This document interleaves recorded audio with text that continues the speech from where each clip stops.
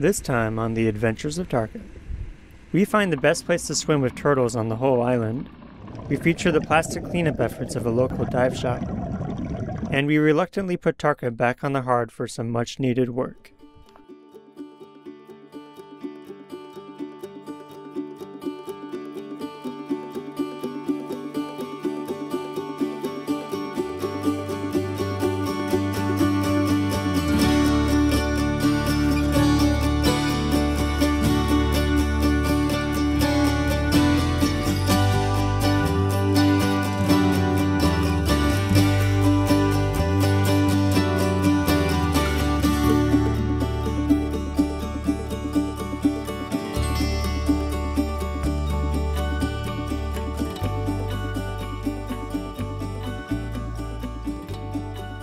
After our wet upwind adventure and some time on the quiet shores of Klein Curacao, we were back again on Big Curacao, or, just regular old Curacao.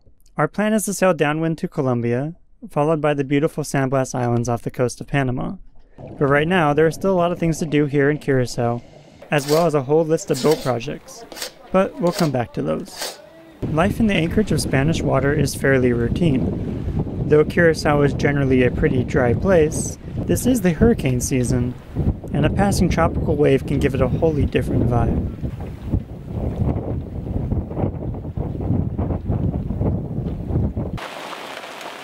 While Tarka got rinsed of her long accumulated dust, we hunkered down inside, reading books. I got my really good book here that I picked up for free. And dreaming of places further downwind. When we're not sailing, I actually like the rain. It gives Tarka that cozy atmosphere that it sometimes lacks.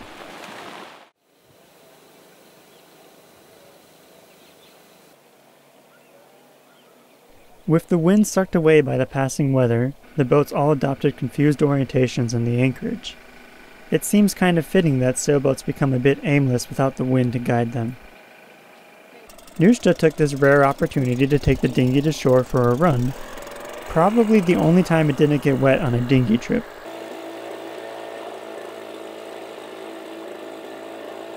Meanwhile, I began work on a much-needed gimbal for our stove, as cooking at sea has always been a bit of a treacherous undertaking without one. It's not going to be anything fancy, but I think I can make something functional with our limited resources. Though I do have to say there's something to be said for having the right tools, as cutting quarter-inch thick aluminum with a hacksaw is slow, hard work. But hey, at least it isn't stainless steel. Other than a drill, we really don't have the carrying capacity for power tools. So when I wanted to make a new hardwood handle for the cockpit, I resorted to some rather creative methods to speed up progress. In these moments, a bigger boat would indeed be nice, as space would become a luxury, and power tools could come aboard to fill it. But everything has its price. Speaking of storage, we are always fighting to make space and lose weight from the boat, and a boat jumble being held ashore provided a perfect excuse to offload some items that we no longer needed. But, of course, when you see all the pretty shackles laid out on your neighbor's table, you sometimes go home with more than you carried to shore.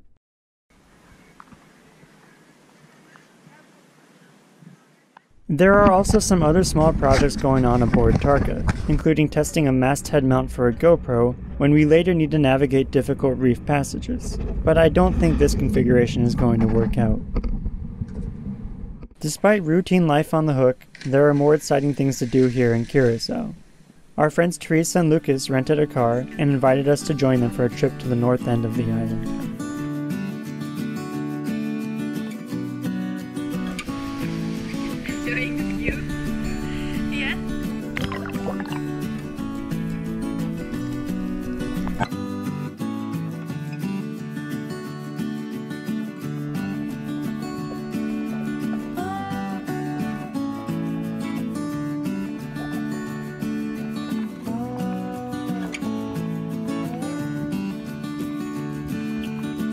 Though the snorkeling here isn't anything particularly special,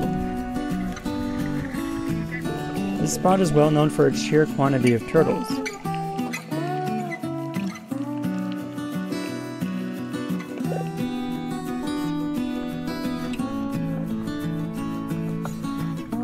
We see turtles quite a lot, but never so many, so carefree in just one spot. Which is interesting because it's thought that green sea turtles were once so abundant that scenes like these were probably commonplace. In fact, over 50 million were once thought to populate the Caribbean alone, and today not even 1% of that population remains. I sure do hope there's a future for these beautiful creatures.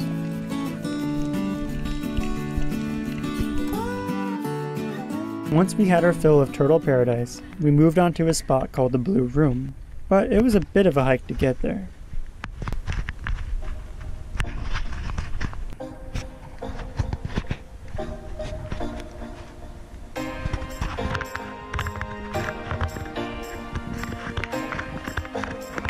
Once there, there's really only one proper way to enter the water.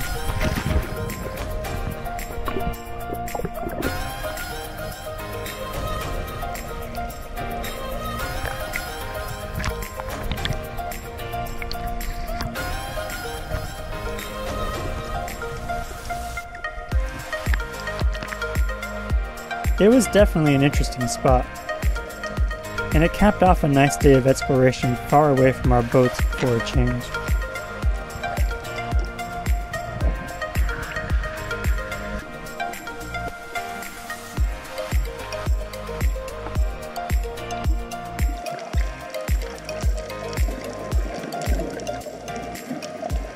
Later on, and back in the anchorage, I was excited to welcome some friends to Curacao. And it didn't take us long to head over to my favorite pirate ship, Tanagra, and her crew, Mike and Megan. Prepare to be boarded. Hey, I like the shirt. What a pretty boat. They were also hosting a guest who hails from Zimbabwe, which explains the flag. It's funny, I never expected to cross paths on Tarka with these two again after our goodbyes back in Grenada. My plans slowed down, theirs changed, and together they conspired to bring us back together. I guess next time I should just say, see you downwind someday, somewhere. We've also been very lucky to have local friends like Steve and Denise, who have taken time out of their days to drive us into the city and help us run some errands. We decided to return the favor by having them aboard for some sundowners, which means an always exciting dinghy ride. Our dinghy isn't in great shape. Every day it needs to be bucketed from leaking seawater,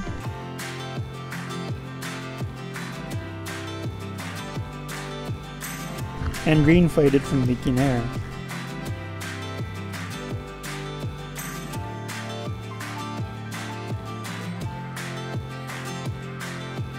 I think it's probably time for a new dinghy. In any case, we gave our friends a wet ride to Tarka, where we sat, talked, drank, and enjoyed yet another Caribbean sunset. Perhaps you think I'm working at a bank and I have lots of money. I own the bank. Yeah, not working. But it's not all play here in Curacao. As part of our effort to raise awareness for ocean conservation, Nusha has been employing her skills as an underwater photographer. In Bonaire, she featured the coral restoration efforts that are underway there, and here in Curacao, we decided to bring some attention to the issue of plastics. Ocean plastics are a popular topic these days, and for good reason. Every island I have been to with Tarka has, unfortunately, been awash with plastic garbage on its windward shores, and even places like Bonaire that actively clean their shores on a regular basis. So here in Curacao, we decided to team up with a dive operation that frequently leads volunteer-driven cleanup dives, and Nusha came up with a great idea for a photo. And with that, we got to work.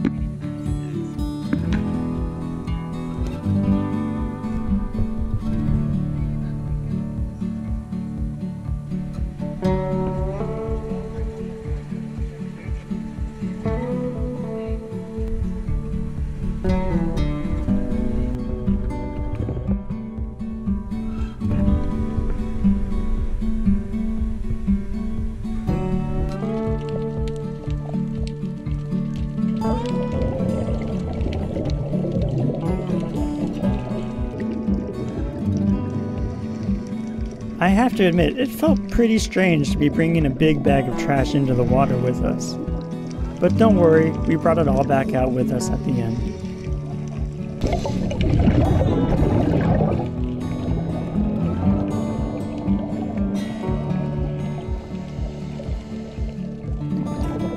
I'm always impressed with the models in these photo shoots.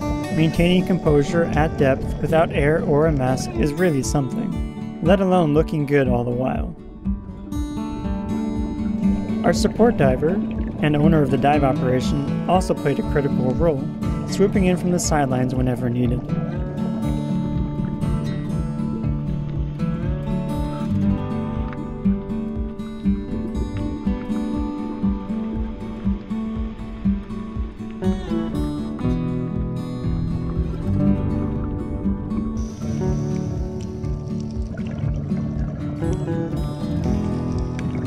In the end, the shoot was a success, and I think everyone was happy with the resulting photo. I just hope it can do its part in bringing some attention to this important issue.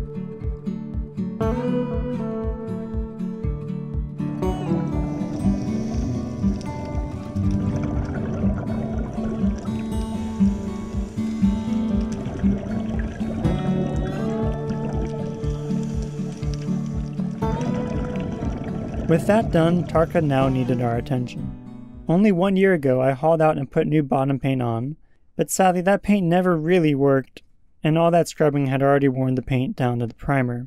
It was something that had to be addressed. So we decided to haul out here in Curacao while it was still convenient to do so. We were told to be at the dock by 8 a.m. and because the marina is in a whole different bay to the north, we had to be up before sunrise to make it there in time. Why are we awake so early? It's still dark outside. The trip up island was pleasant and gave us one last chance to sail before being high and dry for a little while.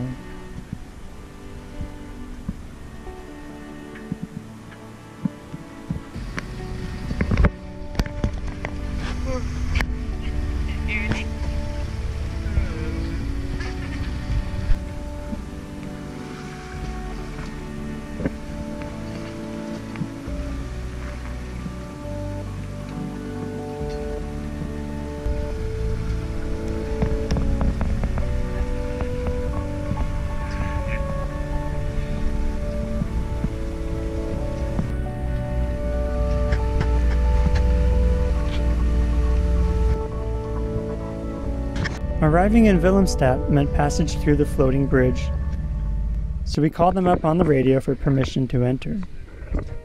Lucky for us, the bridge opened all the way because a large ship was coming in hot on our tail.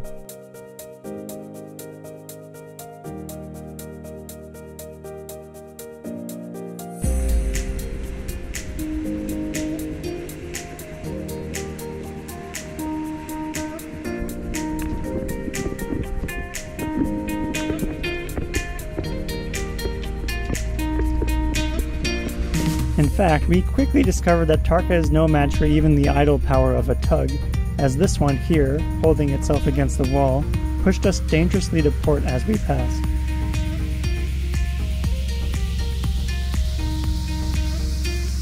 Lesson learned.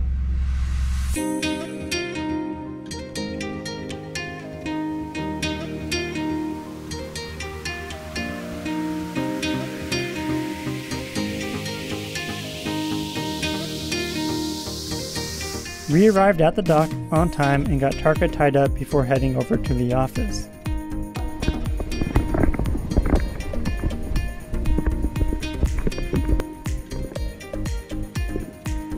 But we quickly learned that we were playing a game of hurry up and wait, and I think we probably could have slept in, as we had to wait several more hours. Eventually though, it was Tarka's turn to come out of the water. Everything went smoothly, and Tarka honestly looked pretty silly being lifted out by such heavy equipment. And this is the trailer they use for the small boats.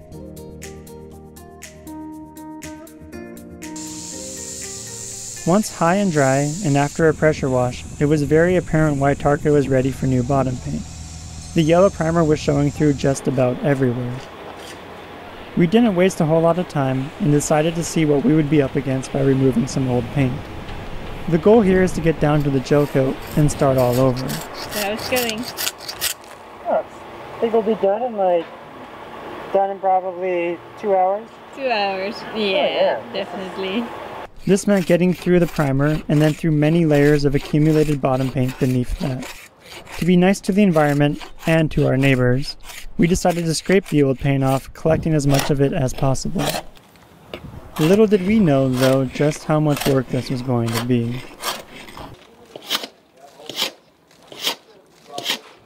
But the rest of that job will have to wait until next time.